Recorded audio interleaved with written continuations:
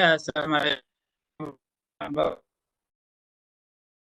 Sambung lagi kuliah kita ini tentang malayatimul wajib illa bihi wa huwal wajib. Kemudian kita pada tajuk sunat adalah sunat. Sunat tarkul fi'li ghairi jazim, iaitu tuntutan untuk melakukan sesuatu tetapi dengan tuntutan yang tidak kuat, tidak lazim, tidak jazim, tidak firm. Iaitu tuntutan yang dalam bahasa kita tuntutan yang ringan lah, di mana janji balasan pahala kepada yang buat dan diberi pujian kepada pelaku. Itu sunat lah. Tetapi yang paling penting ciri pada sunat yang dikatakan lazim ialah ia tidak ada azab. Sebab lazim tadi pada wajib dia ada azab.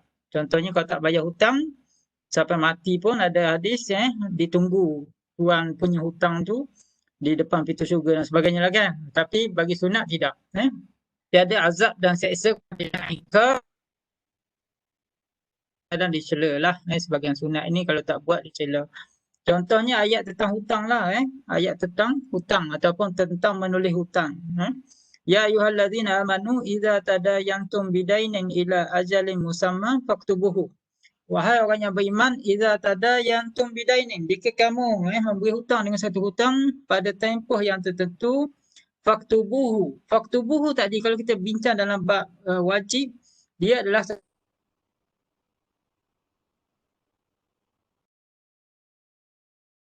perintah tulis tapi ada tanda ataupun ada pengecualian yang mengatakan dia tidak wajib. Faktubuhu tu ayat itu sebenarnya tidak firm, tidak jazim, sebab di sana ada lagi yang bersambung fakatibuhum in alimtum fihim khaira. Tulislah kamu jika kamu rasa itu baik. Maksudnya jika kita bagi hutang kat orang lain ataupun orang hutang dengan kita, kalau dia tulis itu baik, mungkin untuk mengingatkan dia yang dia berhutang, yang dia kena bayar hutang. Ataupun hari ni kita ada surat hutang kan, surat hutang perjanjian dan sebagainya.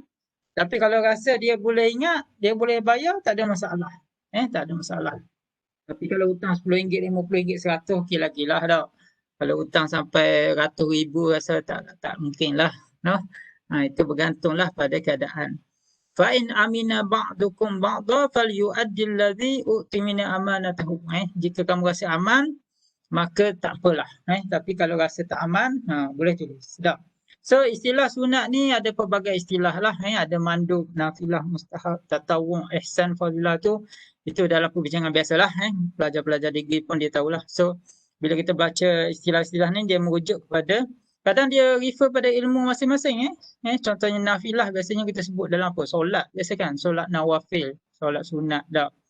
Mustahab dalam apa? Dalam tuntutan yang sangat dituntut. Sebab kadang kita lihat kalau anda baca kitab, kadang dia guna perkataan mustahab, kadang dia guna perkataan mandub. Sebab ada yang datang itu dalam bentuk tuntutan sunat yang, sebab sunat ni kita boleh pecah lagi sebenarnya tak? Sunnah Nabi, sunat yang digalakkan. Sebab tu dalam istilah ni dia mempunyai satu neraca dia lah, satu weight yang tersendiri. Kalau anda pecahkan lagi, dia akan nampak lah. Okay, so sunat di sini kita pecah pada sunat muakkad dengan sunat ghair muakkad.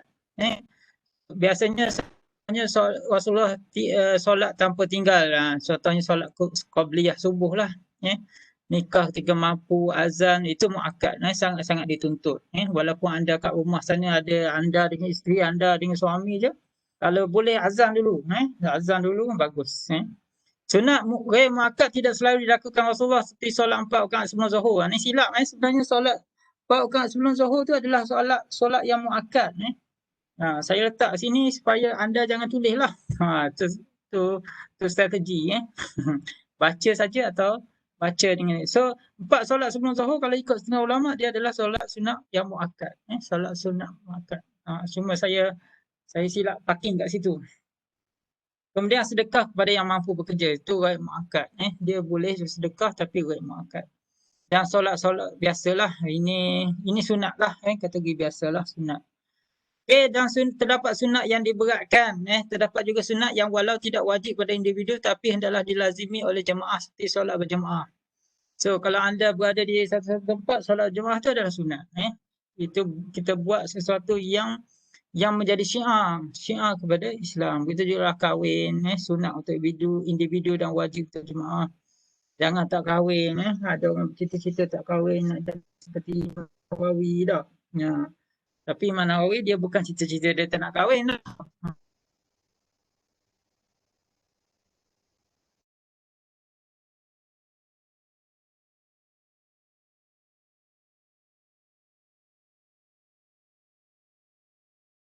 Haram haram tapi beban saya meninggalkan sesuatu sama ada melalui perbuatan maksudnya jangan buat satu yang maksiat, jangan buat satu yang dosa, jangan buat riba, jangan buat curi, jangan zina dan sebagainya. So itu dari segi perbuatan.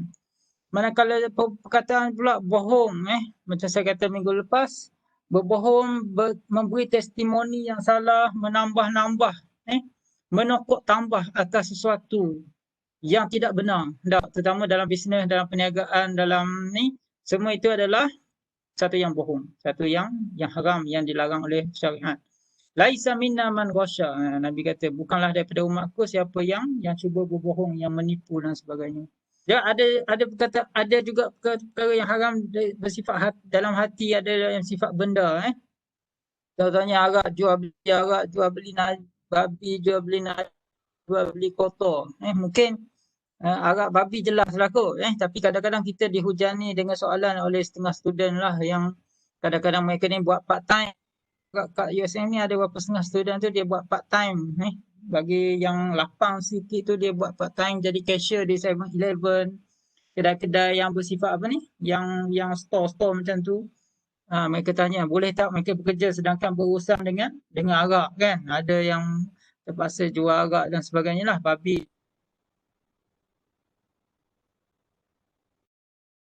ataupun yang terlibat dengan najis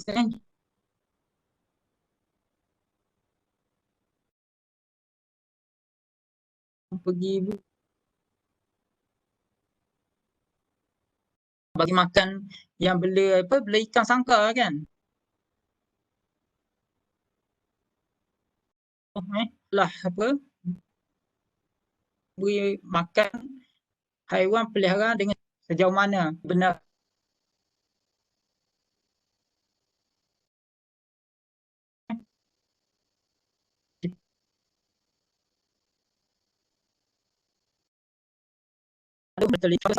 hukum. So, najis, setiap najis itu haram tapi bukan semua yang haram itu najis. Itu biasalah frasa dah. Setiap najis itu haram tapi bukan yang semua haram itu najis. Sebab ada yang haram tu dia bukan najis pun. Tak. Tak mesti sesuatu yang haram itu najis. Okey, contohnya adalah kita ada bahagi pada najis hukmi dengan najis aini. Orang kafir najis hukmi. Tak. So anda boleh bezalah najis hukum pada hukum. Kenapa orang kafir kata najis hukum?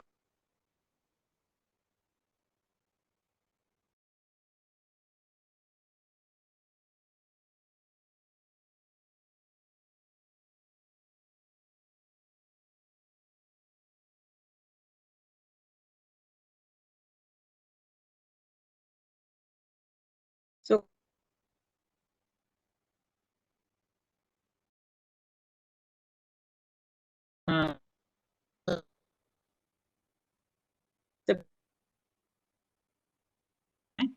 kena tak dia dan sebagainya. Oh, suara saya tak berapa dengar Line jap, tengok line. Kadang okay.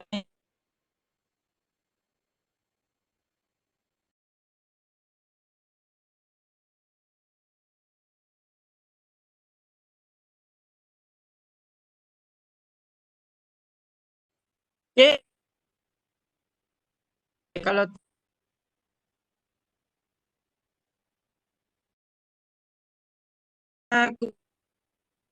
haram yang asal pada haram lizati. Haram lizati kalau anda nak kena ada sifat tak pasal najis dia dah sebab najis kau ni ada gangguan Kemudian haram lagi ialah haram dengan hal lain yang baru seperti jual beli riba. Kadang anda ni beza antara jual beli riba. Itu sebenarnya haram lizati. Tetapi ada kadang dia bukan riba itu wujud secara langsung. Mungkin dia duduk dalam pinjaman. Tak? Contohnya ada orang nak pinjam duit dengan kita RM10, kemudian kita kata bayar dalam masa 2 hari, bayar RM12. Tak? Sebenarnya yang haram di situ adalah pertambahan itu. Tapi pinjaman cara hukumnya dia sah, dia tak ada masalah. So di situlah kita kata wujudnya haram li ghairi dalam kes pinjaman. Itu juga dalam kes kalau jual beli dengan penipuan. Dalam jual beli tu ada penipu. Contohnya dia jual beli okey. Tak, tapi dia tipu. Kan? Macam hari ni saya dapat satu WhatsApp, dia dapat satu barang yang dia tak order pun. Kena bayar RM99. Cek payung je sebiji. Tu penipuan dah. Kita tengok haram li ghairi juga, contoh kalau ikut dalam mazhab tentang hibah. Dah. Kalau anda pernah belajar hibah rukbah, kan? Hibah rukbah ni ialah menunggu-nunggu siapa yang mati dulu. Kan? Dia saling hibah antara dua orang. A bagi rumah kat B dengan kata dia, kalau aku mati dulu,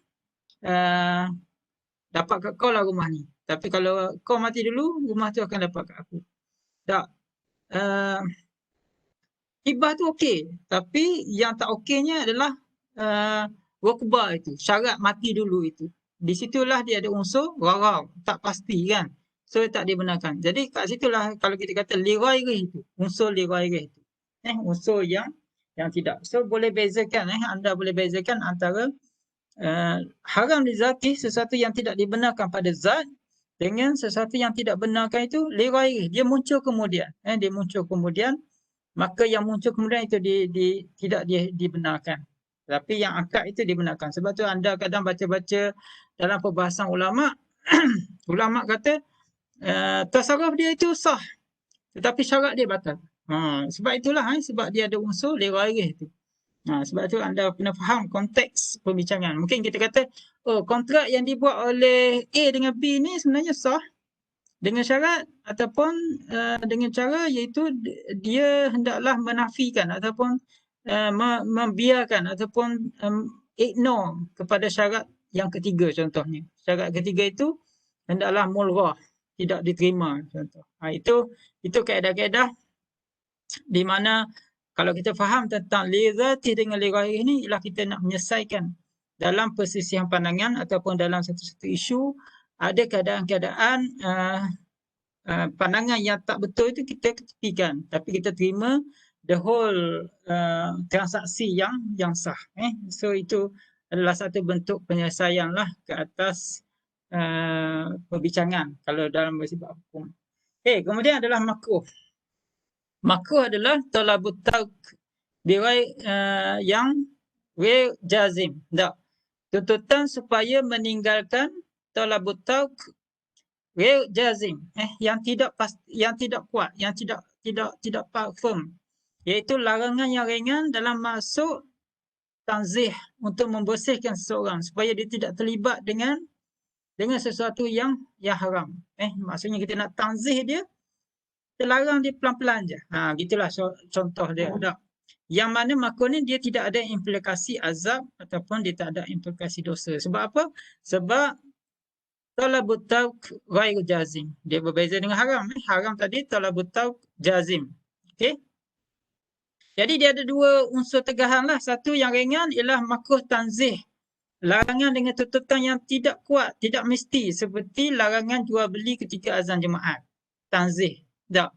Contoh seorang tu dia semasa nak solat Jumaat, dia azan dah ni, azan dah. Orang dah nak baca khutbah dah. Dia pergi lagi beli cendol sebab ada gerai cendol sebelah masjid. Takut nanti tu dia beli cendol makan. So di situ adalah jual beli dia tu sah, sah tapi makruh. Kita dicela lah kita kata. Tak, sebab tanzih untuk takut nanti dia terlibat dengan hampir-hampir haram. So itu makruh tanzih. Yang kedua adalah makruh tahrim, larangan dengan dalil yang kuat sangka, yang boleh membawa kepada haram dah. Kadang setengah ini kalau ikut perbincangan ni lah, makruh tanzih ni, makruh tahrim ni lah perbincangan di bawah mazhab Hanafi. Tak, kalau anda baca Dia bawah mazhab Hanafi. Contohnya buat tawaran jualan sedangkan tawaran beli orang lain masih tergantung. Maksudnya orang dia buat jual barang dan orang dah nak beli dah. Orang dah ni dah tapi dia masih offer dekat orang lain lagi. Dia dah macam janji dah dengan orang ni, okey kau dapat barang ni. So dia offer lagi kat orang lain supaya dia dapat jual barang dengan harga yang lebih mahal, contoh. Dah tak? So ini adalah kalau ikut Syafi'i ini haram dah. No? Sebab nanti dia akan menjadikan orang tu bai ala bai'i akhihi, kan, seorang itu membeli satu barang atas barang yang telah dibeli oleh saudaranya, macam itulah. So di bawah konteks ni dia dah berada di bawah makruh tahrim, di bawah makruh ni, tapi ini dah bawah perbincangan Hanafiah lah. Tapi nak tunjuk bahawa keadaan dia tu yang dah membawa pada haram, walaupun kita kata konteks jual beli tu dia belum muktamad, tapi seolah-olah dia dah memberi satu janji, kan, satu apa nak kata, satu komitmen lah, seolah-olahnya, tapi seolah dia masih main-main lagi. Ataupun jual sutera emas pada lelaki. Kita tahulah lelaki ni dia pakai sutera ni haram. Tak, ataupun dia pakai haram. Kecuali lah kalau dia jual tu untuk dipakai oleh isterinya. Tapi kalau emas ni senanglah dipakai oleh wanita. Tapi kalau kita tahu dia pakai oleh lelaki, ataupun kita jual sutera tu baju batik lelaki, takkanlah nak kata dipakai oleh wanita, kan. So di situ dia akan membawa kepada makruh tahrim. So hati-hatilah kalau kita nak jadi pengedar dropship pun, kalau kita tahu itu sutera, maka dia dah, kalau ikut Syafi'i haram lah, tapi ikut Hanafi makruh tahrim kepada perkara-perkara macam ni. Dan makruh bukanlah lawan kepada sunat.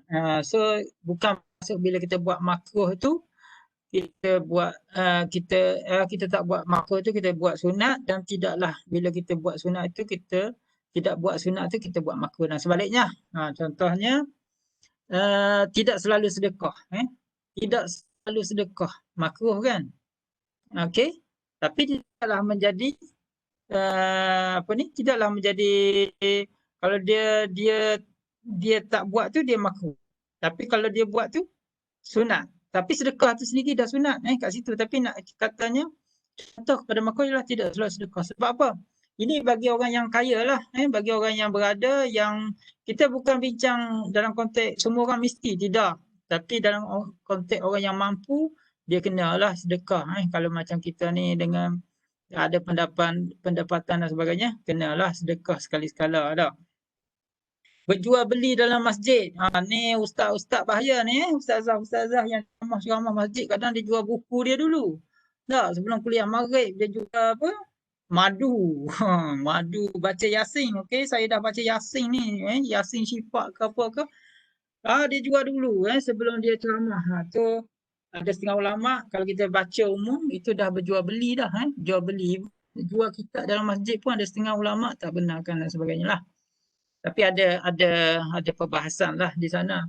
Jual beli air Zam-Zam, ada juga mengatakan dia makruh sebab tidak semua orang boleh pergi ke sana. So kan, kalau memang hukum, kalau baca kajian Arab Saudi memang dia kata air Zam-Zam dia tak jual.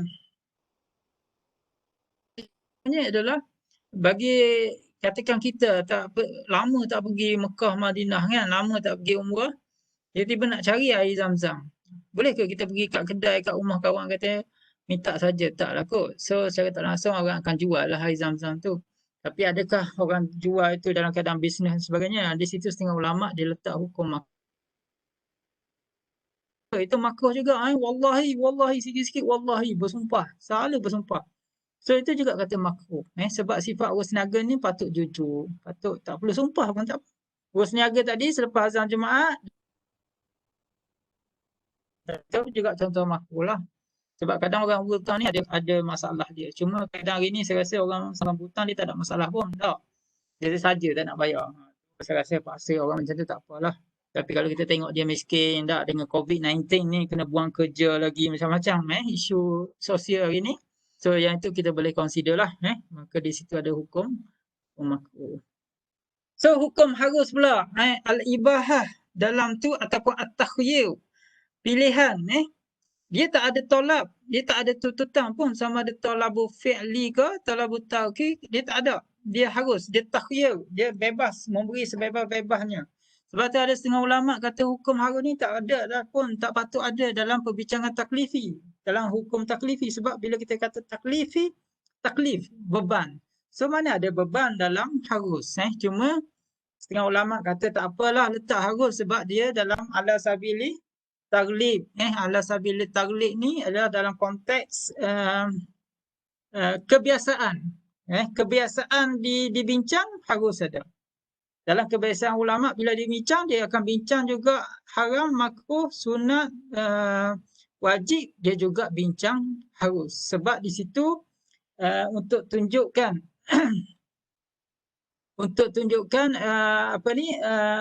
kedudukan hukum tu. Di sana adanya tuntutan yang ketat dan di sana ada tuntutan yang ringan. Ada tuntutan yang ringan. Okey. Sila tekan. Okey, ada tuntutan yang ketat dan ada tuntutan yang ringan. Dan syarat memberi pilihan sama ada untuk melakukan atau tinggal. Dalam setengah keadaan anda akan jumpa perkataan la junaha. La junaha ini membawa maksud harus. La junaha dalam bahasa kita apa? Tidak ada dosa. Tidak ada dosa. Tidak ada dosa. Maksudnya la junaha alaikum fima awrattum bihi min khitbatin nisa. Ini tentang meminang dah. Tidak berdosa kata kamu jika kamu melakukan kiasan dah ketika meminang wanita ataupun berjual beli kan. Macam saya kata tadi lah, kalau kita pergi pasar tak mesti kita sampai tergerak kita kena beli. So atas kita lah nak beli ke tak nak beli ke. Ada orang pergi pasar window shopping je. Tak? Lalu kat window je. Tak beli-beli. So harus begitulah sifatnya. Dia takhyir, dia tidak ada beban. So itu tidak adalah ayat yang kita kata ayat perintah ataupun ayat tegah, tak ada. Sama ada al-amar ataupun an-nahyu, tak ada. So di situ adalah 5 yang kita bincang, iaitu wajib, sunat, talabul fi'li jaziman, talabul fi'li ghairi jazimin, talabut tauqi jaziman, talabut tauqi ghairi jazimin, dan at-takhyir baina talab wa tauq. Bainal fi'li wa tauqi. So di situlah sama ada kita buat yang disuruh ataupun tinggal yang dilarang ataupun kita memilih. Okey, so anda boleh bezakan dalam ini kita namakan hukum taklifi. Okey. Kemudian kita bincang pula adalah hukum wadai. Hukum wadai dia lain sedikit daripada hukum taklifi, kerana taklifi dia kita bincang beban ke atas bahu mukallaf. Iaitu sesuatu yang dibebankan, ditaklifkan ke atas bahu mukallaf dengan tuntutan untuk buat atau tidak buat. Manakala hukum wada'i daripada perkataan wada'a. Wada'a bermaksud hukum yang diletakkan ataupun ditetapkan oleh syarak. Hukum yang diletakkan ataupun ditetapkan oleh syarak yang menjadi hukum yang nak tak nak kita kena buat apabila sampai ketetapan itu ataupun berlakunya ketetapan itu. Itu wada'i. Maksudnya wada'a syarak. Syarak telah diletakkan oleh syarak. Jadi hukum wada'i setengah ulama dia mendefinisikan khitabullah al-muta'allaq bija'ali syai' sababan au syautan au mani'an au sahihan au fasidan au azimatan au rukhsatan. Iaitu khitabullah. Perintah Allah ataupun apa nak kata? Apa yang Allah arahkan ataupun apa yang Allah tetapkan al-muta'allaq yang berkait dengan menjadikan sesuatu itu sebab. Oleh kerana adanya sebab, makanya adanya hukum. Au syautan, apabila adanya syarat, maka adanya hukum. Au mani'an, apabila adanya halangan, adanya hukum. Au sahihan, apabila sah, maka jadilah hukumnya sah. Au fasidan, hukumnya menjadi fasid kerana keadaan tertentu. Au azimatan, hukum itu bersifat azimah, asal. Au rukhsatan, ataupun bersifat rukhsah, keringanan, tak keringanan. Jadi hukum wada'i adalah hukum yang wada'a, yang telah diletakkan oleh syarak, yang menentukan pemberat ataupun kita kata apa, yang menentukan weight kepada satu hukum itu ataupun timbangan pada satu hukum itu yang mesti buat ke? Sebab itu kena buat, dengan sebab itu tak perlu buat, ataupun dengan keadaan itu dia menafikan hukum dan sebagainya. Itu yang dikatakan hukum wada'i. Jadi hukum wada'i ni dia tidak ada kaitan dengan kemampuan. Apabila kita bincang hukum taklifi tadi, beban tadi, dia ada kait dengan kemampuan. Maksudnya, contohnya solat. Tak. Jika kita tak, dalam fiqh, apabila Allah perintahkan solat, kita wajib solat. Tapi dia masih berdasarkan kemampuan, iaitu kalau orang tu sakit, dia ada cara solat sakit. Dia apabila orang tu sihat, dia ada solat, cara sihat. Kalau sakit lutut pun dia ada cara. Tak. Sehinggalah dalam keadaan wanita, kalau wanita haid, dia tak perlu solat.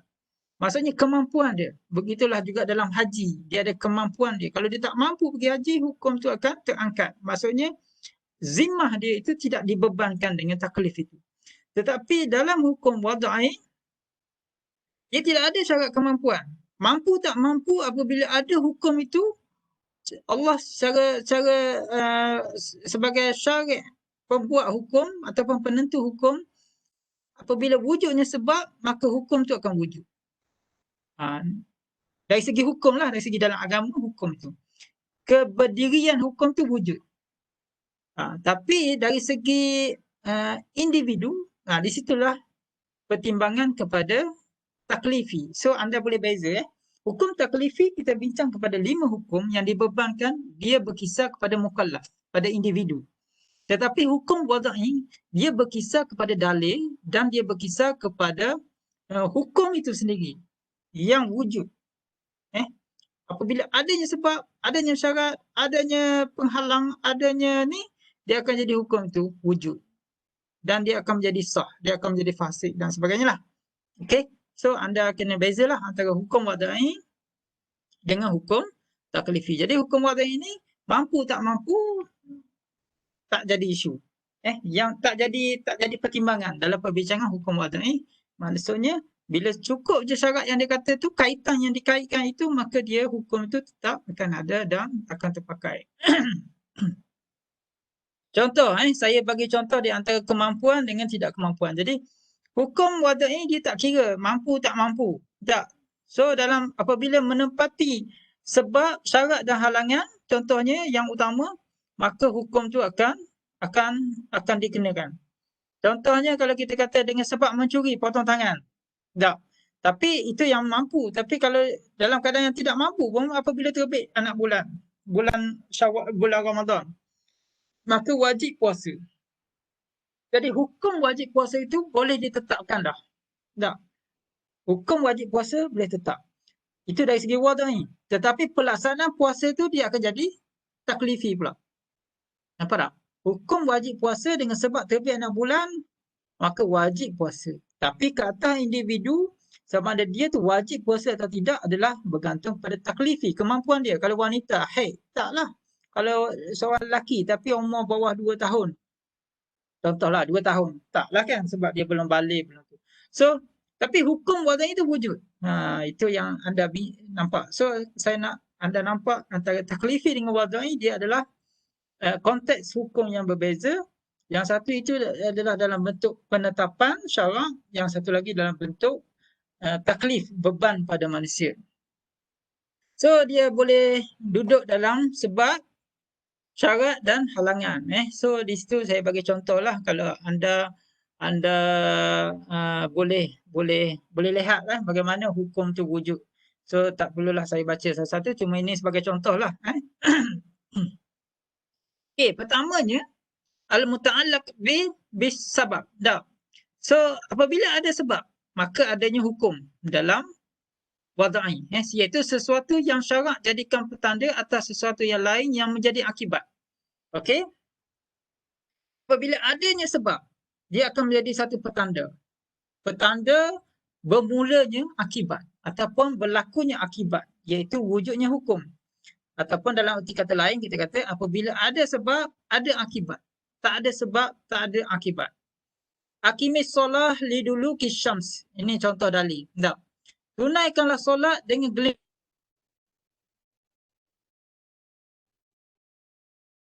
syukur. Kita tak boleh halang Zuhur masuk. Dah. Kan? Kalau bulan puasa, kalau orang tak nak puasa, janganlah cepat dah sangat Ramadan. Tak lepas lagi nak enjoy. Tapi itulah hukum yang wadai kita kata yang berlaku dengan sebab. Faman syahida minkum asyhara falyasum. Siapa yang menyaksikan anak bulan maka hendaklah wajib dia puasa. Kita juga dalam contoh lain. Kalau dalam contoh muamalat, orang yang kahwin, dah. Apabila lelaki dia kahwin, dengan sebab dia kahwin, dia wajib bayar nafkah kat isteri dia. Dia tak boleh kata, sebelum ni saya tak bayar nafkah pun duduk seorang, kenapa saya kena belanja bayar nafkah kat awak? Dah siapa suruh kahwin? Dengan sebab awak kahwin lah awak kena bayar nafkah. Begitu juga bagi orang buat pinjaman. Sebelum ni saya kata, saya tak bayar pun 1,000 sebulan. Kenapa saya kena bayar kat bank? Habis yang awak pergi buat pinjaman, beli kereta, beli rumah dan sebagainya, maka di situlah. So, apabila ada sebab, hukum wadai itu muncul. Hukum wadai muncul. Sama ada hukum itu hukum yang bersifat ibadat, yang kita kata contoh solat ini, puasa ini, ataupun hukum-hukum yang muncul kerana muamalat. Kerana muamalat. Contohnya kahwin, perjanjian dan sebagainya. So, apabila seseorang itu, contohnya, dia membeli sesuatu, membeli satu barang, so wajiblah bayar. Kalau kita beli roti kan, beli roti harga 60 sen satu, ataupun beli roti Gardenia RM3 satu, contohlah. Boleh ke kita kata, saya nak bayar RM2.50 lah. Sebab roti ni saya rasa tak sedap. Saya nak bayar sikit dah. Tak boleh lah. Dengan sebab anda beli roti, dan dia pun dah pampang harga tu banyak mana, bayarlah. So, di situlah hukum akan berlaku kat individu itu. Dengan sebab adanya sebab, adanya pembelian, adanya akad, adanya gadaian contoh. Maka berlakulah tuntutan-tuntutan hukum yang muncul. Kita kata hukum wadai lah. Tetapi hukum itu dia boleh bersifat ciptaan yang berlaku kerana itu, tapi dia lepas tu barulah dia akan muncul pada hukum yang bersifat wadai. Yang penting ada nampaklah bagaimana munculnya hukum wadai itu, contohnya dengan sebab balik, dengan sebab kahwin, pemimpin, jenayah dan sebagainya lah. Ini contoh sajalah yang melahirkan hukum-hukum wadai. Kemudian yang kedua adalah syarat, iaitu hukum wadai itu berlaku apabila dia berkait dengan syarat dan syarat itu hendaklah dipenuhi. Iaitu sesuatu yang ada atau tiada hukum bergantung padanya, iaitu ada syarat maka ada masyrut. Maksudnya hukum tak akan berlaku ataupun hukum tak akan ada jika syarat tidak dipenuhi. Contoh jual beli mesti ada dua saksi contoh. Dalam akad ada dua saksi ataupun dalam perkahwinan mesti ada saksi. So jual beli itu tidak akan sah ataupun hukum perkahwinan itu tidak akan sah jika syarat itu tidak dipenuhi. Okey, so ada syarat maka ada masyrut. Maksudnya apabila syarat itu dipenuhi, maka yang tuntutan ke atas hukum itu juga akan dipenuhi. Tapi jika tidak ada syarat, tidak ada masyrut, maka jika tidak dipenuhi, maka syarat ataupun perkara yang menjadikan dengan sebab syarat itu, maka tidak juga akan dipenuhi. Di situlah dia akan jadi ada masyrut. Dan kemudian ada masyrut yang tidak mesti ada syarat. Ni berbelit-belit juga ni. Contohnya dalam perjanjian dan kontrak lah. Contoh saya ambil contoh dalam talak lah. Seseorang dia boleh, kalau seorang tu dalam perkahwinan, dia boleh menjatuhkan talak dengan syarat dia kahwin. Tak. Seorang itu kalau dia tak kahwin, dia tak boleh jatuhkan talak. Tetapi apabila dia kahwin, tak mesti dia kena jatuhkan talak. So di situlah yang menunjukkan ada masyrut, tak mesti ada syarat. Maksudnya dia kahwin tak mesti dia kena cerai. Tapi untuk jatuhkan cerai, jatuhkan talak, dia mesti kahwin. Di situlah maksudnya ada masyrut, tak mesti ada syarat. Tapi syarat itu yang menjadikan hukum itu bergantung padanya. Begitu juga dalam solat, dalam dalam etikaf mesti ada wudu. Tapi bila wuduk, tak mesti kita kena solat. Kan? Kadang kita nak berwuduk saja. So nampak Tapi poin di sini adalah syarat itu yang akan menentukan hukum itu berlaku. Yang menjadikan hukum itu. Contoh syarat jual belilah senang. Ataupun syarat-syarat kahwin lah senang contohnya. So, sesuatu yang ada atau tidak hukum bergantung padanya. So, syarat itu adalah sesuatu yang penting. Dan syarat dilihat daripada dua, iaitu syarat nafas dengan syarat yang tidak nafas. Syarat yang nafas bermaksud syarat yang boleh dilaksanakan ataupun boleh dikuatkuasakan. Syarat tak nafas adalah syarat yang tidak boleh dikuatkuasakan. So dia terbagi pada dua. Okey, sekejap ya. Ada budak kecil ni nak suruh keluar jap.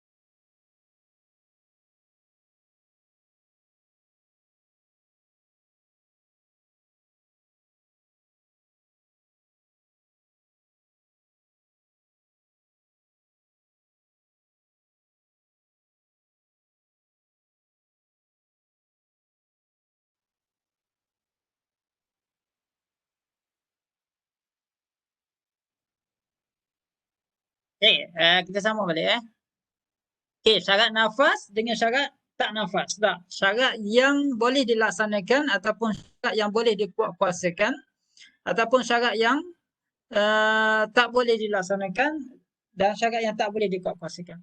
Itu syarat yang dapat menyempurnakan sebab itu kita panggil syarat yang nafas. Contoh barang jualan dimiliki oleh penjual.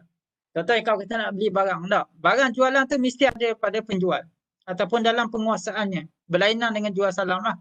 Jadi itu syarat nafas. Kan bila kita syarat dalam jual beli mesti ada penjual, pembeli, barang, harga dan sirap kan. Barang mesti ada. Barang tu mesti ada. So apabila kita beli satu barang, barang tu ada dan dia boleh serahkan kat kita barang itu. So syarat itu nafas. Maksudnya jual beli itu akan boleh berlangsung dengan baik dan sebagainya. Melainkan dalam jual beli salam. Jual salam. Sebab jual salam ni dia ada dalil lain yang dah tentukan, dah tetapkan.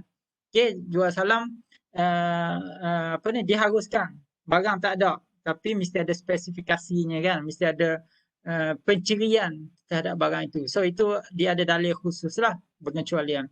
Manakala syarat tak nafas pula adalah syarat yang tidak menyempurnakan sebab ataupun syarat yang tidak boleh dikuatkuasakan kerana sebab dia tidak sempurna, tidak cukup. Contoh jual beli yang tidak memayis, yang melibatkan budak-budak yang tak memayis.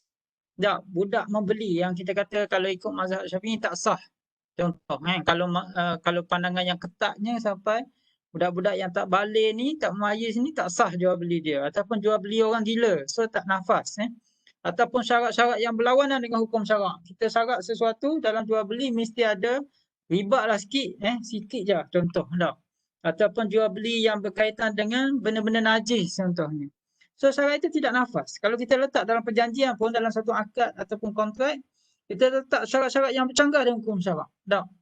Saya nak beli contohnya, saya nak beli satu syarikat ni ke apa, tapi dengan syarat mesti bekalkan saya dengan 30 botol tong arak contoh percuma untuk saya raikan.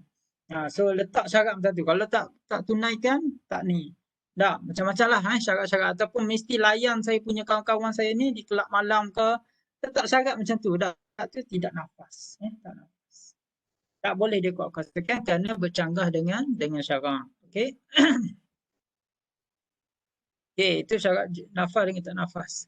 So beza syarat dengan rukun, saya rasa anda tahulah syarat ialah sesuatu yang di luar, mana kalau rukun di dalam. Yang ni biasalah So yang ni tak apalah, anda baca sendirilah. Kemudian pembahagian syarat. Syarat tadi yang saya cerita dari awal, dia ada dua konteks lah. Satu syarat syar'i, yang maksudnya syarat yang muncul dalam kitab-kitab. Yang muncul dalam perbahasan ulama berdasarkan nas. Tak. Yang kedua syarat ja'ali, syarat yang muncul kemudian yang ditetapkan oleh manusia. Tak. Contoh dua saksi dalam akad jual beli, itu dalam nas. Kalau kita bacakan wasyhadu syahidain min rijalikum contoh. Hendaklah disaksi oleh dua orang saksi lelaki antara kamu contoh. Ataupun itu syarat yang kita tak boleh nak nafi dah. Tak boleh nak reka dah. Sebab tu dalam hukum fiqh kalau kita baca dua syarat itu, kita kembali kepada usul fiqh dan syarat itu memang adalah syarat yang tidak boleh di macam tak boleh dibuang. Tak, sebab syarat. Boleh ke kita kata tak apalah nak nikah ni semua orang tahu, nanti dia orang tahulah saya nikah ni tak perlu ada saksi. Tak boleh kan? Apabila ada syarat saksi mesti ada. Cuma mungkin ada kompromi antara ulama dalam perbahasan dia, dalam fiqh mereka, mungkin satu lelaki boleh diganti oleh dua wanita.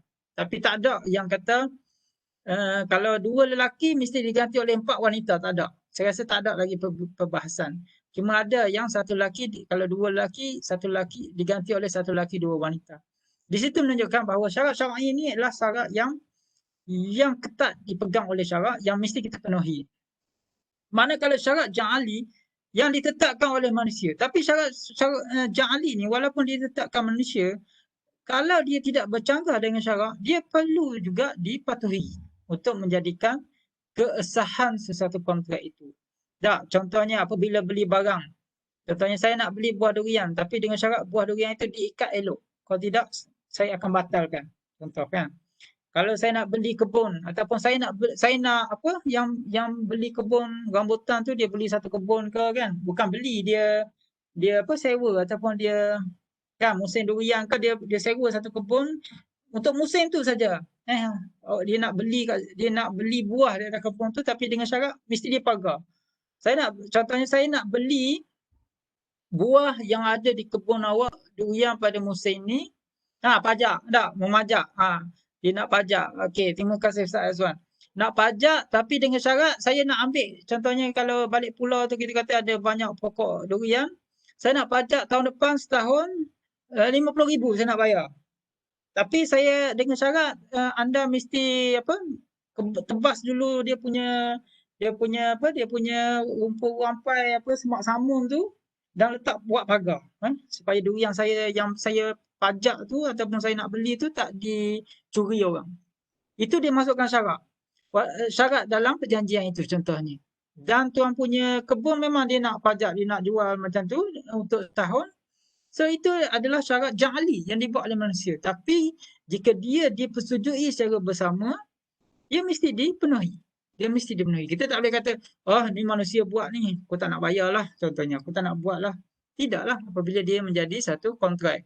Tak, kalau kita padankan pula dengan undang-undang kontrak. Kalau anda belajar undang-undang kontrak, dia adalah sesuatu yang bentuk apabila ada acceptance kan.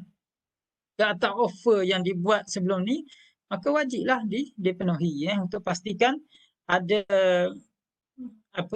persefahaman ataupun kepatuhan kepada syarat yang diletak itu. Dan di sini dikatakan oleh ulama bahawa apabila syarat itu dia tidak bercanggah dengan syarat, maka dia boleh juga akan menjadi syar'i. Syar'i ini bermaksud dia meletakkan beban kepada individu yang masuk dalam kontrak itu untuk mematuhi. Secara tak langsung dia terbeban. Bukan terbeban pada janji pada benda rekaan, memanglah rekaan, tapi dia adalah bersifat redha, dia menerima benda itu. Di situlah kita kata walaupun syarat itu ja'ali dia boleh menjadi syar'i. Dia boleh menjadi syar'i. Ya, macam kita katalah kalau suami suruh isteri masak goreng pisang tau. Kalau arahan suami itu dengan baik dan tak ada masalah, pisang pun ada kat dapur, dia boleh jadi arahan yang syar'i kan. Dan isteri kena patuh. So di situlah juga kalau kita kata dalam konteks perjanjian ataupun kontrak. Yang ketiga adalah halangan, iaitu wujudnya sesuatu yang menjadi halangan yang menafikan syarat ataupun sebab yang ada sebelum ini, iaitu sesuatu yang dengan wujudnya iaitu halangan akan meniadakan hukum ataupun membatalkan sebab. Walaupun ada sebab, halangan boleh membatalkan hukum. Ini halangan dalam konteks hukum wada'i. Contoh membunuh. Membunuh dengan sebab seorang itu membunuh ayah dia atau ibu dia ataupun pewaris dia, dia bunuh. Lambat sangat mati ni, aku nak dapat harta pusaka, bunuhlah, senang. So, dengan sebab dia membunuh, dia tidak akan dapat pusaka. Kalau dia membunuh pewasiat dia, dia tidak akan dapat harta wasiat itu. So, ini adalah halangan. Laisa lil qatil Al-qatil la yarisu. Tak, pembunuh tidak mewarisi. Pembunuh al-qatil la yarisu. So, walaupun dia kata dia ada hak untuk mewarisi sebagai anak darah daging, tapi nas menghalang dia. Okey. Jadi di situ adalah wujud hukum wada'i, hukum wada'i yang diletakkan oleh syarak. Begitu juga dalam kes paksaan, dipaksa untuk kontrak. Tak, banyak kes kalau anda baca undang-undang tanah, tak, kes-kes tanah ada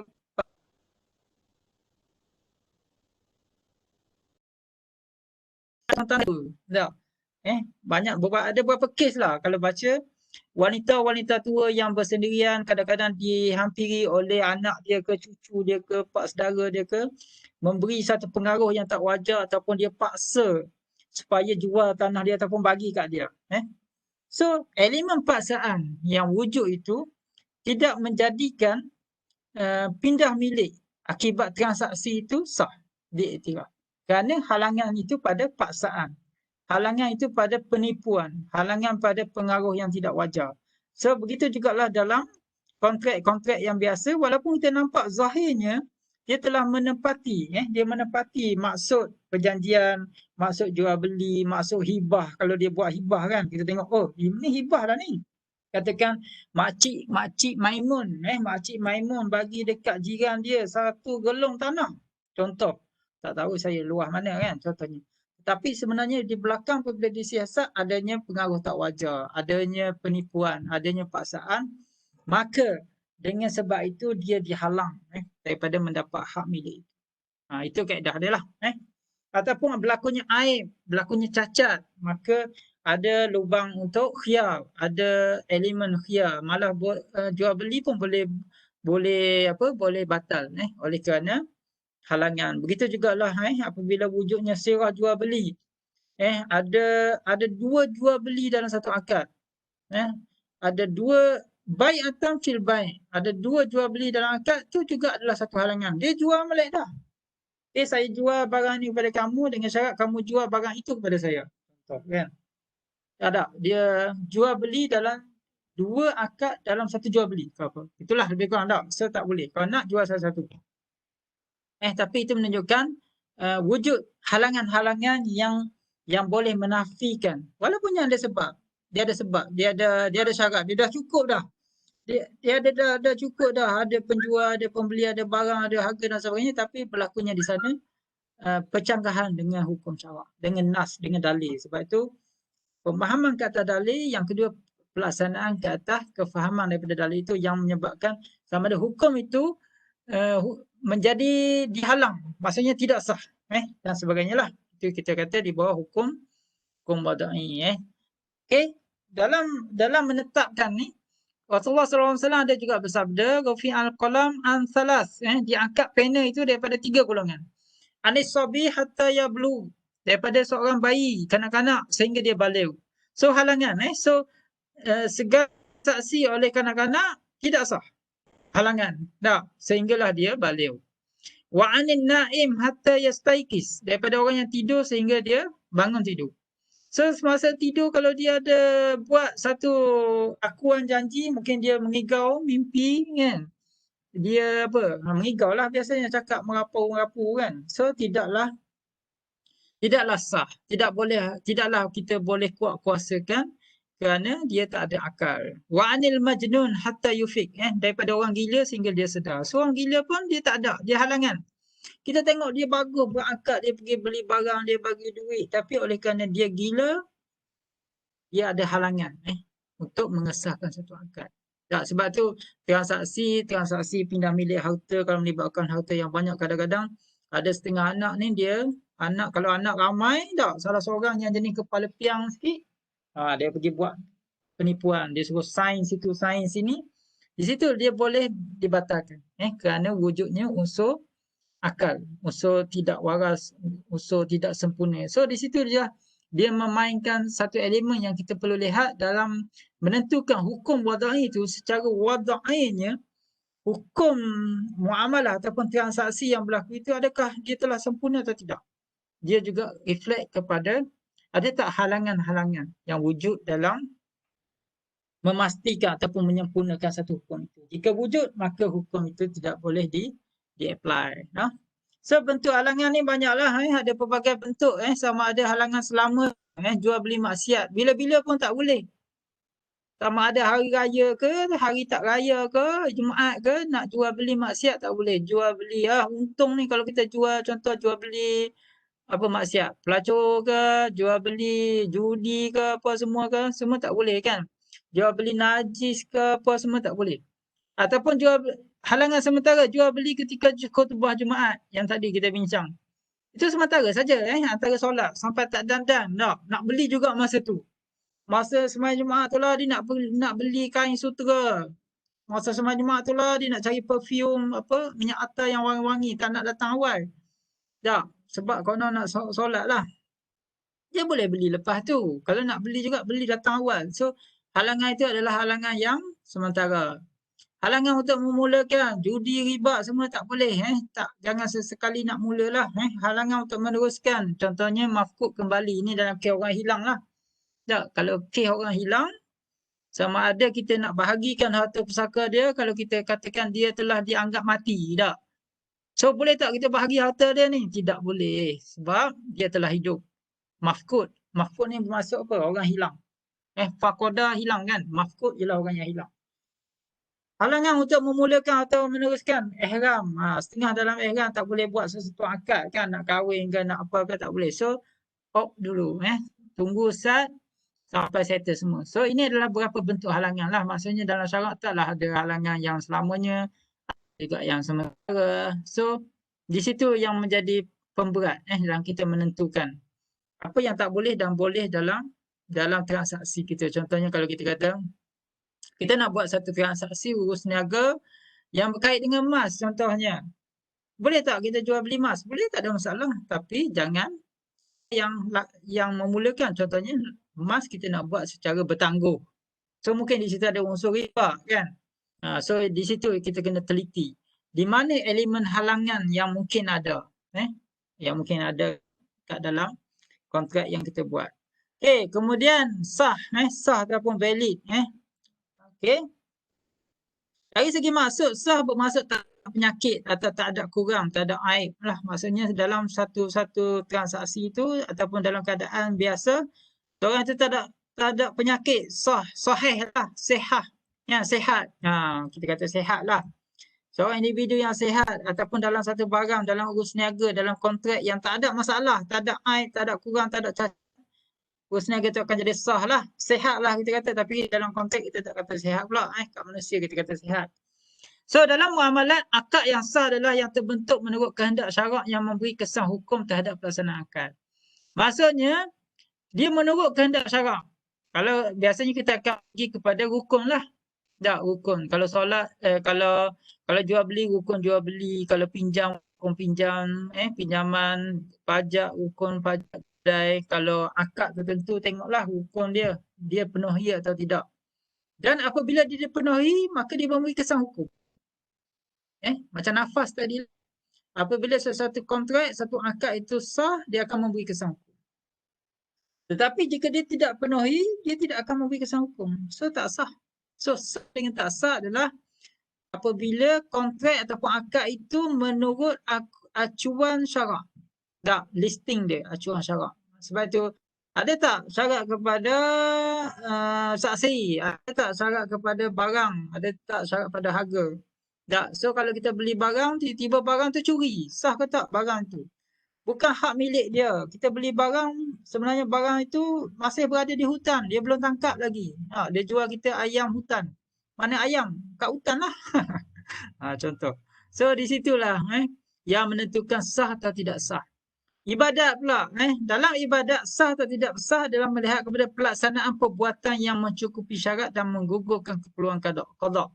Maksudnya, ibadat yang dibuat itu cukup syarat tak? Solat. Maghrib tadi berapa kan buat? 3 ke 4? Rasa alim sekarang ni dia kata dia nak buat maghrib 4. Sebab malam ni malam baik untuk saya nak buat 4. So, kita akan kata sah ke tak sah? So tak sah lah sebab tak mencukupi syarat. So dia perlu qada. Apabila dia perlu qada balik solat itu sebab tak sah, maka solat tu tak sah lah. So kalau dia buat maghrib 3 contohnya dan tak perlu qada. Betul 3, so sah lah. So itulah pertimbangan sah, iaitu sama ada dia memenuhi kehendak. Memenuhi kehendak. Dan memberi kesan. Dalam urus niaga biasa kita bincang kesan lah. Kesan dan syarat yang perlu dia penuhi. So apabila dia penuhi je, complete. Sah. Manakala batal pula berlawanan lah dengan sah tadi. Ada penyakit, ada kekurangan, ataupun ada keciciran, ada kerugian. So sesuatu itu kita kata batal. Kalau ikut Mustafa Az-Zawqa, dia adalah perbuatan baik tetapi tidak menghasilkan pahala. Itu juga itu juga kata batal. Kata dia lah solat maghrib 4. Baik solat 4 kan, tapi tak menghasilkan pahala. Tapi dalam muamalat dia perbuatan baik tetapi tidak memberi kesan. Contohlah, kadang dia nampak baik. Tak apalah, contohnya jual beli kita ni, contohnya dia nak buat baik. Baik dia contohnya apa? Dia baik tapi dia menipu lah. Contoh. Tak, supaya tidak membebankan orang itu ke contohnya. Ataupun dia nak buat baik. Tak apalah, contohnya saya nak tolong awak ni sebab awak nak pinjam duit saya. Tapi bayar nanti lebihlah sikit. Sebab saya nak tolong sebenarnya ni. Tapi awak kena tolong saya juga. Contoh, ada riba. So dari situ dah lah haram, boleh batal lah. Sebab ada unsur riba. Ada unsur riba. Contohlah. Maksudnya dia tidak menghasilkan pahala ataupun dalam erti kata lain dia tidak memberi kesan. Tak memberi kesan kepada perbuatan itu. Jadi perbuatan syarak yang tak sah kerana bertentangan dengan hukum dengan tuntutan syarak. Sama ada tak cukup syarat, tak cukup bercanggah dengan tuntutan. So dia tidak diterima dan tak melepas pada zimah dan perlu qada. Itu dari segi ibadat. Dari segi ibadat kena qada. Tapi dari segi ekonomi ataupun muamalat dia bukan kena qada kan. Dia tidak memberi kesan. Dia tidak memberi kesan. Maksudnya satu akad tu batal. Contoh kalau kahwin batal, dia kena farak kan, dia kena pisahkan, kahwin yang tak sah. So kalau jual beli yang batal, dia tidak ada komitmen lah, tak ada kesan. Contohnya biasanya kalau kita bincang dalam jual beli, pembeli kena serah duit, penjual kena serah barang. Contoh. So bila batal, tak perlu serah lah. So tidak ada komitmen untuk kita serah barang, ataupun tak perlu ada komitmen untuk serah duit. Sebab masing-masing duduk dalam keadaan asal lah. Back to the normal lah ataupun status quo dia lah. Itu dalam keadaan yang batal. Tapi jika ada berlakunya pelanggaran-pelanggaran tertentu, maka hendaklah bayar pampasan lah apabila batal. So itu yang akan berkait kepada kesan dari sudut suatu tasarruf yang batal yang kita kata dia. So ada beza tak batal dengan fasad ataupun fasid? Fasad. So satu perkara itu katakan fasad atau tidak. So ulama mutakallimin berpandangan ia membawa kepada maksud yang sama. So kalau kita tengok jumhur semua kebanyakan ulama dia kata batal dengan fasad ni sama je. Benda yang sama. Benda yang sama. Tapi kalau ikut fuqaha Hanafiyah dia nyatakan dalam ibadah sama. Kalau dia kata batal ataupun fasad sama dalam ibadah. Tapi dia kata dalam muamalat berbeza. Kalau dalam ibadah, Hanafiyah kata solat tu batal ataupun solat tu fasid dah. Fasad dah, tak jadi. Fasad sama. Jadi dia memberi kesan yang sama. Okey, saya sebut Hanafiyah. Hanafiyah ni maksudnya golongan Hanafi lah. Mazhab Hanafi lah. So dalam muamalat dia kata ada beza. Batal bermaksud perlakuan yang tidak disyariatkan pada asal. Dan pada sifat dia tidak.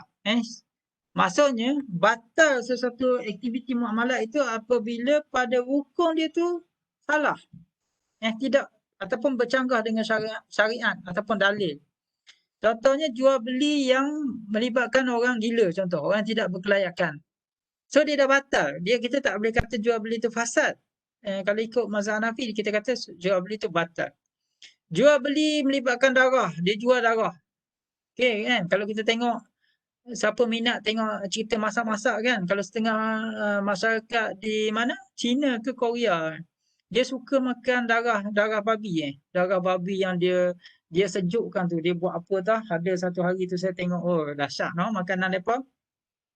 So dia darah, betul dia orang ni semua dia manfaatkan. Tak tahulah kok tahik pun dia boleh buat kuih. Tak, darah dia buat makan, dia buat macam mana tah dia buat makanan.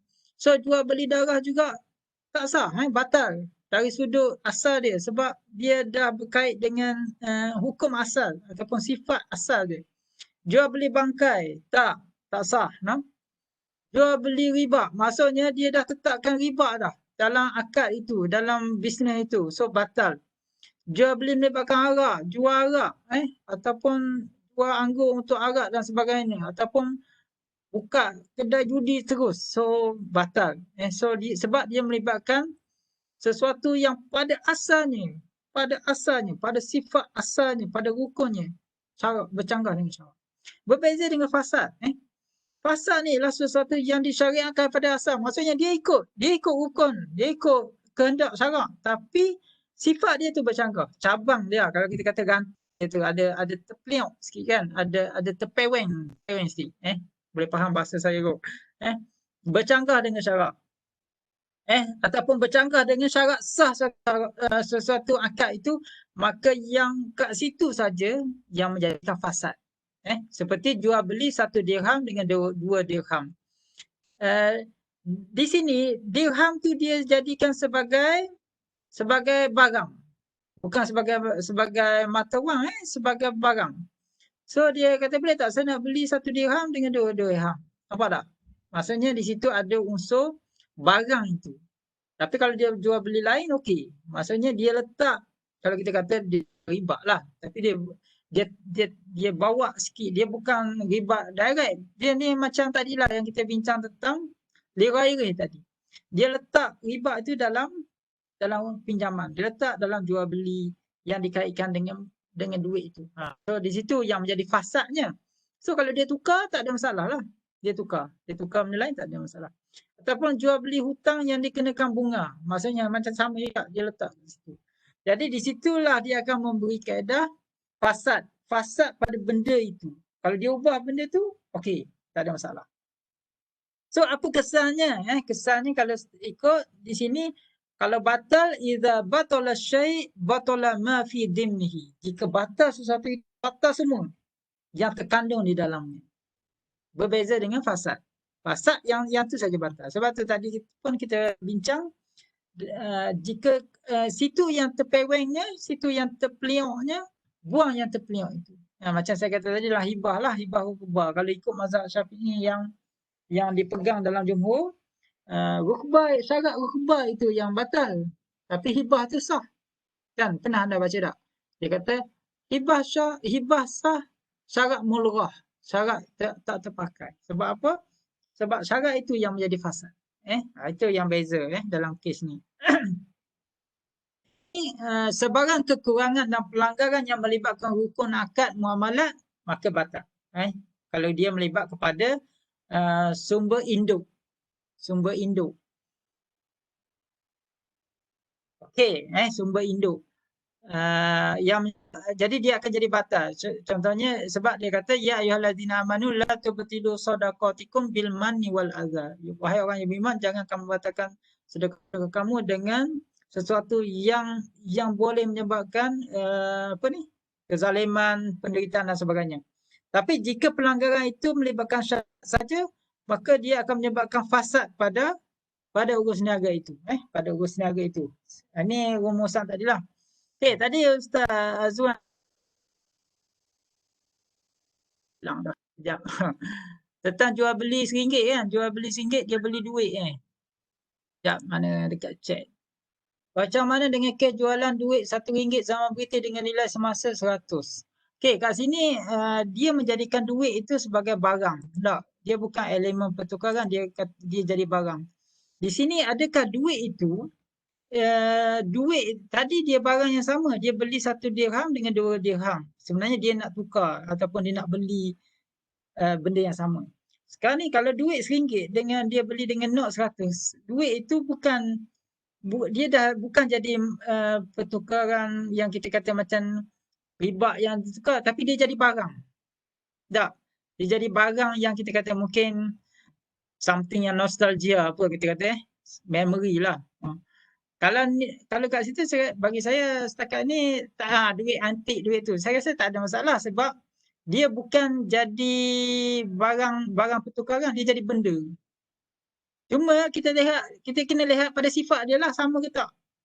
Dia sama ke tak? Kalau dia sama tu dia sebenarnya satu apa nak kata? Satu pertukaran yang menghasilkan nilai lah kalau kita samakan macam pinjam lah pinjam. Pinjam 100 bayar 200. So kalau satu dirham dengan 2 dirham dia macam sama. Tapi kalau kita kata duit lama dia dah jadi barang. Itu pada sebab tu kalau baca tentang fiat money kan, kalau ustaz baca fiat money apa semuanya, isunya adalah adakah dia menjadi barang pertukaran ataupun dia sendiri alat. Yang tu yang boleh dengan tak boleh yang dibincangkan. Okey, ini dari sudut tu. Kemudian aplikasi fasad dengan batal. Jadi pelakuan-pelakuan yang dilarang kerana keburukan yang terdapat di dalam pelakuan itu sendiri, maka dia jadi batal dan fasad. Ini kita pegang pandangan tadilah, pandangan umum. Jika dia dilarang, dak Indo. Tapi pelakuan dan perbuatan yang berkaitan sifat-sifat tertentu yang tidak mengikat hakikat pelakuan dan perbuatan tersebut, contohnya jual beli selepas azan Jumaat, maka dia tak batal dan tidak fasad. Yang ni yang kita kata tadi makruh. Sebab apa?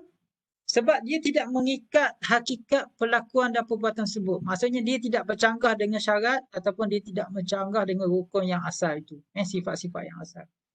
Larangan yang disebabkan sifat yang mengikat perkara yang dilarang, contohnya jual beli yang memenuhi unsur riba, so fasad kata, jumhur kata batal dan fasad.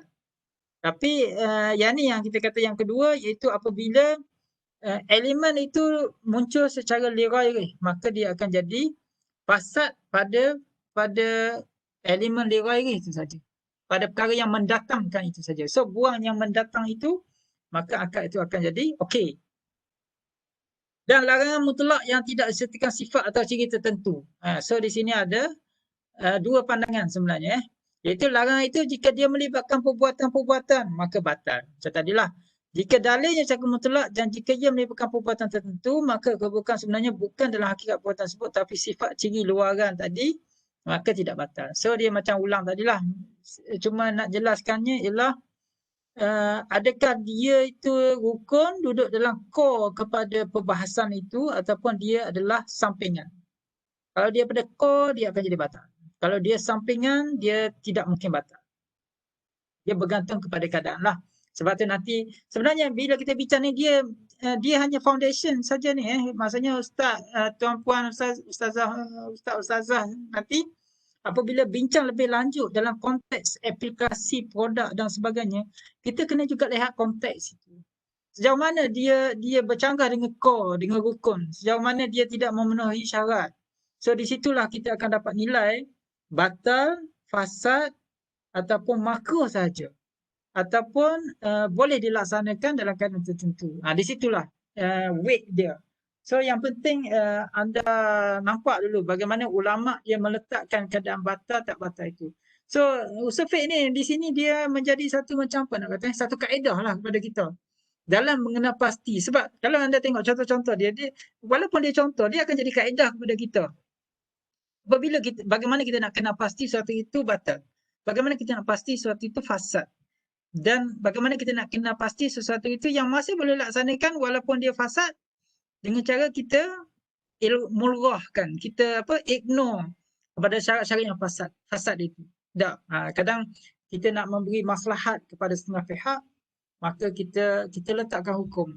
Masih boleh laksana dengan keadaan syarat itu mulghah, tidak diambil kira dalam pertimbangan hukum. Okey. Sebab tu anda tengok dalam perbincangan fiqh ada lagi transaksi walaupun dicela berdosa tetapi kita hukumkan sah. Contohnya jual beli palsu, al-najshi, kan. Contoh jual beli yang pura-pura menawar. Dia jual satu barang dekat Shopee ke apa, dia suruh kawan-kawan dia bagi recommendation ke apa ke, dia kata bagus ke ni ke apa, pakai sabun tak pernah habis tahun tak luak contohnya. Gila. Pakai sabun wangi tak perlu pakai perfume. Kan contohlah. So ada orang belilah dengan sebab dia punya testimoni tu ramai orang beli kan. Tapi lepas tu dia up harga pula. Biasa saya beli yang ni saya sanggup bayar 100. Saya rasa berbaloi. Kita kata, oh 100 berbaloi. So kita tengok mahal gila sabun 100 tak. So kita rasa, berbaloi ni. Semua kita bayar juga. Walaupun harga tu. Ataupun jual beli musarah. Contohnya, ini contoh ni, orang jual lembu ataupun kambing kerana susunya. Dia nak tunjuk susunya banyak, dia tak serah, dia tak perah susu. So orang, bila perah tu susu tu berceradak keluar banyak kan. So, kata susu bagus lembu ni, untung. So, dia menipu sebenarnya, tapi sah. Sah. Talaki rukban. Kalau pernah jumpa pun perbincangan ni lah. Berjumpa, talaki ni dia macam berjumpa ataupun memintas rukban pedagang. Dia orang kampung yang datang nak jual di pasar, dia pintas tengah jalan. Dia kata harga ni lah harga yang paling idea, yang paling padahal orang tu tak tahu harga tu rendah. Dan maksudnya kena tipu juga. Tak, di situ sah tapi berdosa. Kontrak ketika Jumaat tadi, ada ulama kata walaupun makruh berdosa. Ada setengah ulama yang ketat lah. Ataupun monopoli etika. Dia beli barang banyak-banyak. Kemudian dia seorang dia ada, dia jual mahal. Tak? Beli atau beli orang lain. Orang beli dah. Dia pergi beli lagi. Dia up harga. Dalam zalim lah. So, transaksi ni kita boleh apply mungkin dalam keadaan-keadaan urus niaga yang ada pada hari ini. Yang mungkin berlaku dalam masyarakat. Tak? Dia jual apa? Dia mungkinlah kita kata dia tak jual susu, dia jual benda lain yang dia tak buat padanya yang mungkin kelihatan masih baik dan sebagainya. Kan? So itu semua adalah keadaan-keadaan yang boleh kita kata walaupun hukumnya sah tapi berdosa. Tak. Macam yang Huda bagi contoh tadi. Mana hilang pula dah saya. Huda kata contoh apa tadi? Yang kes talak ketika haid tadi, kita masuk dalam berdosa. Ya betul. Talak ketika haid ataupun kita panggil talak bid'ah kan. Talak bid'ah dia adalah sah. Tapi berdosa. Suami yang mentalakkan isterinya ketika haid berdosa. Tapi talak tu sah. Pernah berlaku? Bukan pernah berlaku lah. Banyak berlaku sebab kan orang bercerai ni, orang bergaduh, dia tak tengok hari bulan. Awak tengah haid, jangan bergaduh lah. Kita bergaduh bila awak tak. Tak ada lah kan. Kadang isu bergaduh ni, Nauzubillah dah, dia berlaku anytime. Tak rancang. Kalau rancang ni orang rasa taklah pula separah itu dah. Sebab tu, tapi talak jatuh. Pernah berlaku. Saya pernah ada satu kes seorang wanita dekat USM lah. Datang dia nak buat ni, dia nak argue dengan suami dia di mahkamah sebab dia kata dia ditalak ketika haid. So dia nak cabarlah sebab dia masih sayang kat suami dia, cuma suami dia ni nak kahwin dengan orang lain. Ni masalah dah. So isteri dia kata dia nak counter lah, dia nak cari peguam, dia nak bahas bahawa talak tu tak sah sebab dia kata dia masa tu haid. Saya kata tak payahlah buang duit. Sebab talak tu sah. Cuma suami tu berdosa. So macam tu lah. Dia sah tapi ada kadang berdosa. Maksudnya kadang memanglah bagi satu kadang kita rasa nampak kenapa macam tu. Tapi itulah hukum yang kita nampak. Walaupun berlaku penipuan, tapi penipuan ni yang kita kata tak boleh lah sampai boleh dirampas. Tak. Tapi ada satu kes yang saya kata tadi, kes jualan tanah tak. Macam kat Penang ada satu kes di Kulim kan. Kalau tak salah saya Kulim ada satu kes di Mahkamah Tinggi yang mana seorang wanita tua dia dipengaruhi dengan tak wajar. Maksudnya dia jual tanah tu sangat murah. Dan akibatnya berlaku pindah milik tanah lah dekat tu. Dan apabila anak dia dia punya cucu dia balik dapat tahu tanah ni dipindah milik pada seorang yang orang luar kalau tak salah saya. Dengan harga yang sangat murah, so dia cabarlah. Dulu ada kes di Mahkamah Persekutuan yang mengiktiraf bahawa tanah yang dijual ni walaupun dalam keadaan ditipu, dia tak boleh tukar milik dah. Tak boleh dirampas.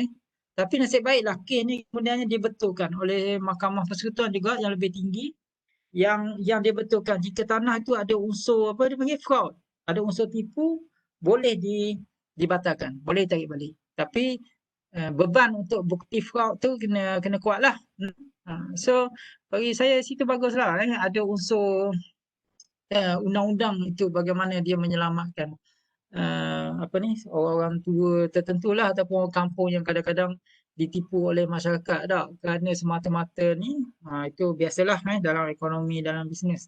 So di situ kita nampak ada unsur sah tapi berdosa dan hari ni mungkin undang-undang cover lagi boleh dirampas ataupun dibatalkan jual beli tu. Okey, seterusnya azimah seterusnya azimah.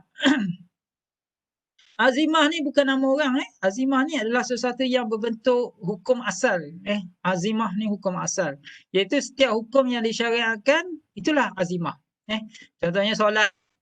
Solat mesti ada 3 rakaat, 4 rakaat itu azimah. Tak? Ataupun kita dalam bab apa? Suami wajib bayar nafkah kat isteri, itu azimah. Tapi setengah isteri yang kaya pada suami kerana isteri kaya kan, dia gaji lagi mahal contohnya, suami gaji 1,000 dia gaji 10,000 contoh. Dia kata kat suami, abang tak payahlah bayar nafkah kat saya dah kaya dah. So dia jadi tak azimah lagi lah. Tapi pada asalnya hukum tu kena kat dia kan. Itu contohlah azimah, maksudnya hukum yang disyariatkan pada asal suami kena bayar nafkah tu azimah lah. Dari satu kefahaman hukum lah. Iaitu hukum yang tidak mengalami sebarang perubahan yang membawa keringanan. Itu azimah. Kalau senang dalam fiqah, dalam ibadat, kita kata solat lah 4. So azimah. So kalau lawan dia rukhsah. Yang diringankan, so dia 2. Kalau bagi wanita yang haid, tak perlu solat langsung. So rukhsah pada dia. Kan? Itu rukhsah. So azimah meliputi semua manusia dalam sebarang situasi yang ada kait hukum padanya, iaitu melibatkan hukum asal, itu azimah. So apabila wujudnya cukup syarat, maka kita kata hukum azimah ni adalah satu bentuk hukum wadai lah, hukum yang diletakkan oleh syarat pada asal. Pada asal. Dalam tanya hutang tak? Hutang azimahnya ialah mesti bayar hutang. Tak? Contohnya kita pergi kat kedai, kita kata ambil lauk bukan main kan, sebab ingat dalam dompet, dalam wallet kita ingat ada duit banyak sebab ingat ada 50 lagi dalam wallet. So ambil ayam, ambil udang, ambil ni, tiba-tiba makcik tu kata RM17. Tengok ada RM10. Tak? Tengok RM10. So azimah sebenarnya beban atas kita bayar adalah 17. Tapi makcik tu kata baik ni, innocent ni, tak apalah bayar 10 tak apa, makcik halal. So kita diringankan daripada tu. Itu macam rukhsah lah, itu kemanusiaan lah. Saya bagi contoh yang mudah. So azimah ini something yang asal, yang dikenakan ke atas seseorang manusia sama ada dia berkait kepada hukum yang kita kata hukum itu yang disyariatkan oleh Allah secara secara ibadinya, secara ibadahnya, secara muamalatnya. Jadi dia meliputi semualah sama ada beban itu bersifat wajib ke, sunat ke, makruh ke, haram ke, itu azimah. Tak, macam makan babi lah. Makan babi azimah adalah haram. Tapi dalam keadaan tertentu, katakanlah doktor kata makan sup hidung babi adalah obat kepada COVID. Zaman COVID-19 ni kan. Nauzubillah lah, semalam ada junior saya 2 tahun meninggal sebab COVID di Sabah. Muda lagi Kalau anda tengok muka saya ni muda, maksudnya 2 tahun daripada saya muda lah. So meninggal sebab COVID. Innalillahi wa inna ilaihi raji'un.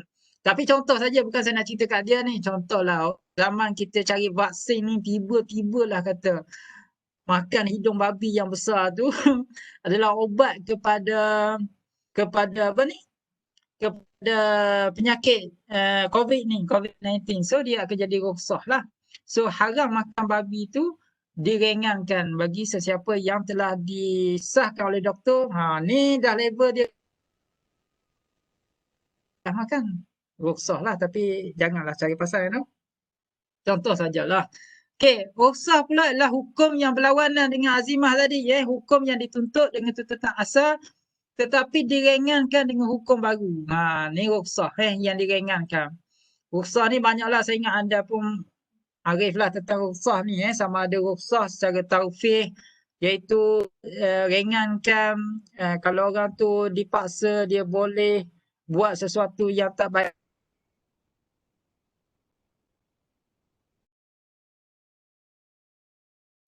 ke kau. So kita takut kita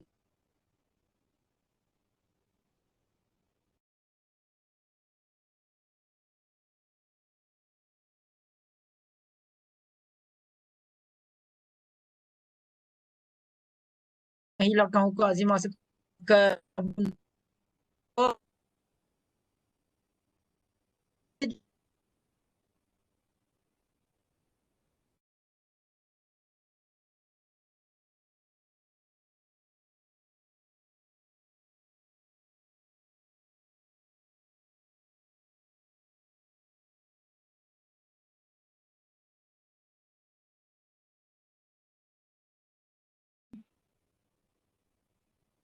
boleh jelas.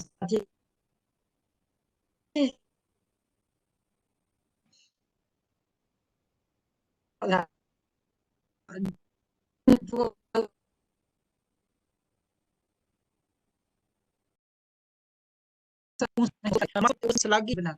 Takut dia membawa mudarat, dia dibenarkan. Nanti akan ada dalam apa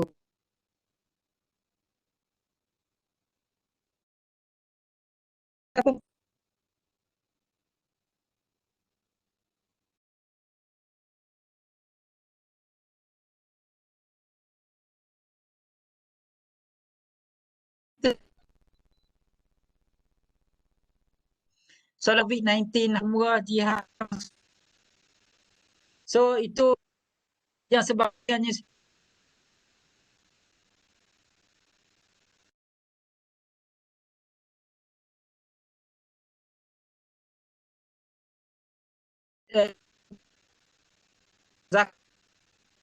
kiam bagi orang yang berdiri kena tengok dengan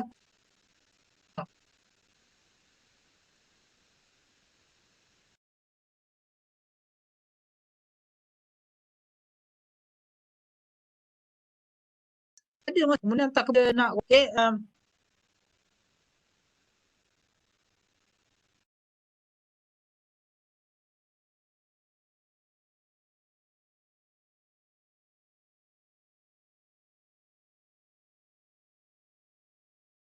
kita khilafah lain tak berapa elok kot dia ni sikit lagi sebab mungkin apa ni saya punya line kot mendahulukan contohnya jamak takdim kita solat dulu di awal waktu zakat sebelum haul zakat sebelum haul maksudnya bayar zakat sebelum sampai tempoh sebelum cukup setahun bayar fitrah bulan Ramadan dalam bulan Ramadan sebelum terbenamnya matahari itu adalah keringanan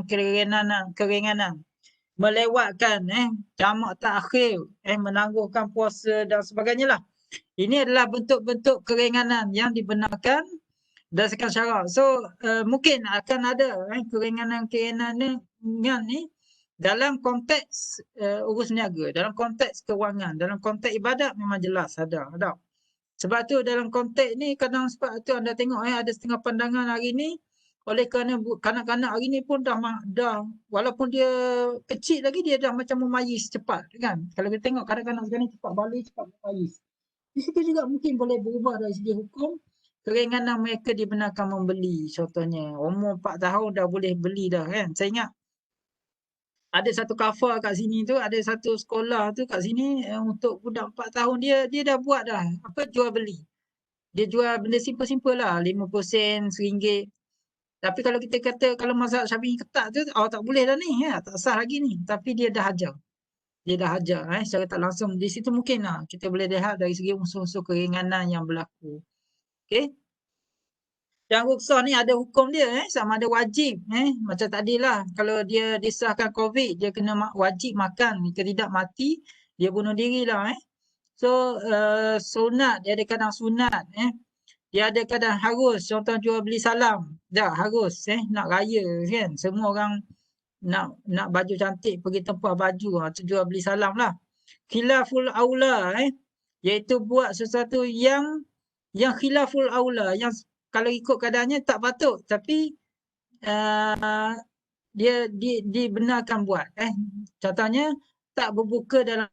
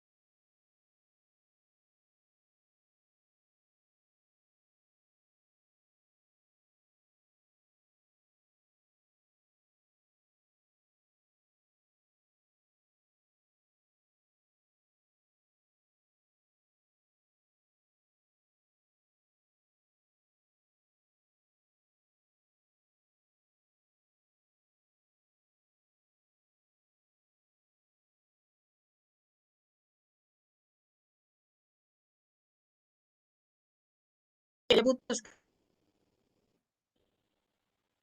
ada gangguan sikit. Saya pun tak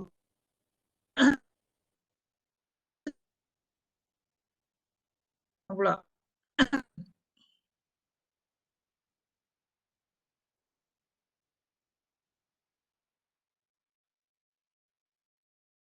Ada 5 iaitu wajib, sunat, harus, khilaful aula dan makruh.